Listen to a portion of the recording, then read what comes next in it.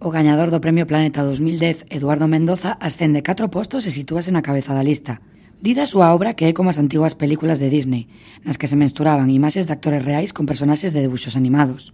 Riña de gatos conta a historia dun inglés chamado Anthony Whitelands, que chega a un Madrid convulso na primavera de 1936. Deberá autentificar un cadro descoñecido, pertencente a un amigo de José Antonio Primo de Rivera, cun valor económico que pode resultar determinante para favorecer un cambio político crucial na historia de España.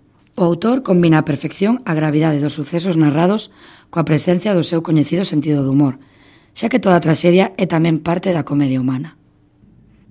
A entrada máis forte desta semana protagoniza o novelista italiano Umberto Eco, coa obra El cementerio de Praga. Dame vergoña poñerme a escribir, como se espise a miña alma. Así comeza o relato vital do capital Simoni, un piamontés afincado en París, que dende mozo dedicábase a crear documentos falsos. Atopámonos en marzo de 1897, pero as memorias deste curioso personaxe abarcarán todo o século XIX.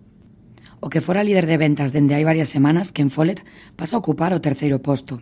O autor de máis dunha decena de bestsellers como Doble Juego ou Los pilares de la tierra segue colletando éxitos con La caída de los gigantes, unha obra que, segundo as súas palabras, é a historia dos meus avós e dos vosos, de nosos pais e de nosas propias vidas. De alguna maneira é a historia de todos nós. O libro somerxe o lector nunha historia cargada de épica e drama humano. Esta primeira novela forma parte da triloxía de Century, que segue os destinos de 5 familias diferentes ao largo e ancho do mundo. Dende América a Alemanha, Rusia, Inglaterra e Gales. Follett segue a evolución das súas personaxes a través das primeiras loitas polos dereitos da muller, do estalido da Primeira Guerra Mundial e a Revolución Rusa. Un libro que sen dúbida non poderán deixar de ler, pero ollo, porque a novela supera as 1000 páxinas.